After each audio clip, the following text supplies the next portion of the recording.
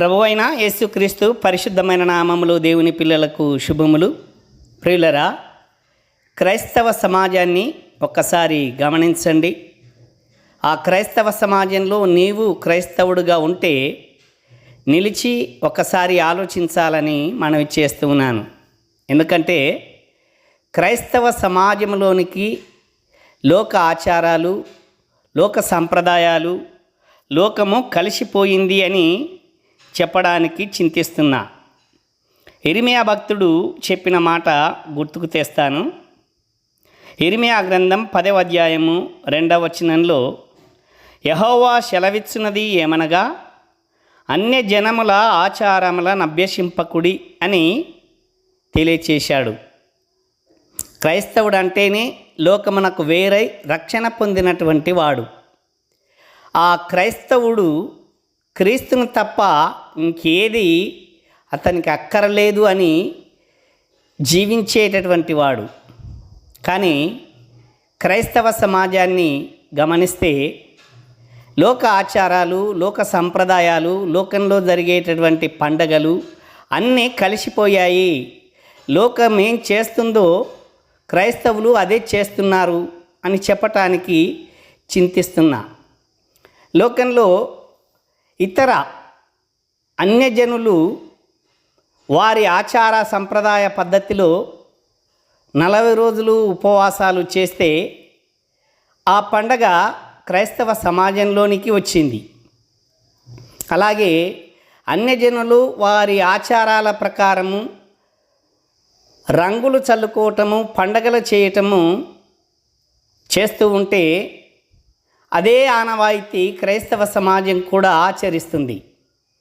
ఒకసారి ఆ రంగులు చల్లుకునేటటువంటి పండగ ఆచారాన్ని క్రైస్తవులు ఎలా పాటిస్తున్నారో ఈ వీడియో చూడండి. తర్వాత మరికొన్ని విషయాలు మీకు తెలియచేస్తాను.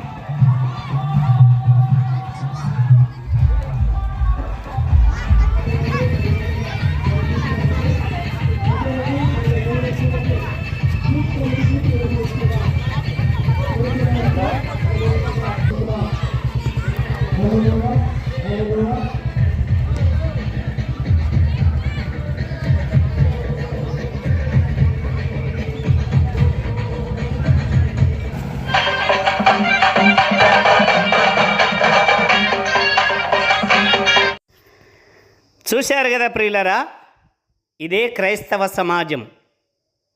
ఈ క్రైస్తవులు చర్చిలో స్తుతులు చెల్లిస్తారు దేవునికి, బయట అల్లరితో కూడిన ఆటపాటలకు చిందులేస్తారు, రంగులతో ఒళ్ళంతా జల్లుకొని వికార చేష్టలు చేస్తూ ఇదే ఈస్టర్ సందేశం అని సమాజానికి చూపిస్తారు.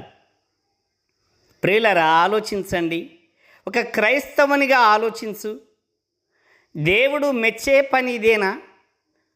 దేవుడు ఇష్టపడే పని ఇదేనా?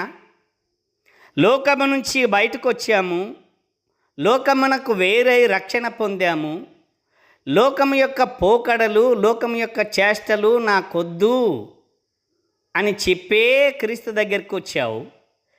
మళ్ళీ క్రీస్తు దగ్గర కూర్చొని లోకం కావాలి అంటూ కోరుకుంటూ ఉన్నాం. ప్రియులరా, ఆలోచించండి.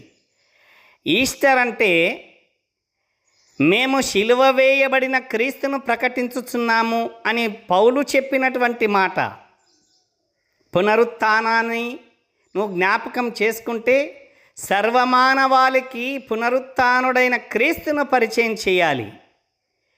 నీవు చేసేటటువంటి అల్లరితో కూడిన ఆటపాటలు, డ్యాన్సులు, రంగులు చల్లుకుంటూ ఒళ్ళంత శరీరము నాన్సబడి చూసేవారికి వికారమైన విధానంలో నువ్వు కనబడుతూ ఉంటే, నీ పోకిరి చేష్టల వల్ల, నీ అల్లరితో కూడిన ఆటపాటల వల్ల ఏమని సందేశం ఇస్తున్నావో క్రైస్తవుడా ఆలోచించు. నిజానికి యేసుక్రీస్తు ప్రభువారు శిలువ వేయబడి మరణాన్ని జయించి తిరిగి లేచినటువంటి విషయాన్ని ఇంత పోకిరి చేష్టలతో, అల్లరితో కూడిన ఆటపాటలతో చేసేటటువంటి ఈ వికార చేష్టలు సువార్త ప్రకటన అంటారా? ఆలోచించండి. పేతురు గారు చెప్పిన మాట గుర్తుకు తెస్తాను. పేతురు రాసిన మొదటి పత్రిక 4వ అధ్యాయము 3వ వచనంలో, మనము పోకిరి చేష్టలు, దురాశలు, మద్యపానము, అల్లరితో కూడిన ఆటపాటలు, త్రాగుబోతుల విందులు, చేయదగని విగ్రహ పూజలు మొదలైన వాటి యందు నడుచుకొనుచు అన్యజనుల ఇష్టము నెరవేర్చుచుండుటకు గతించిన కాలమే చాలును అన్నాడు. కానీ క్రైస్తవ సమాజము మారు మనసు పొందామని చెప్పుకుంటూ మరలా లోకాచారాలని అభ్యసిస్తున్నారు.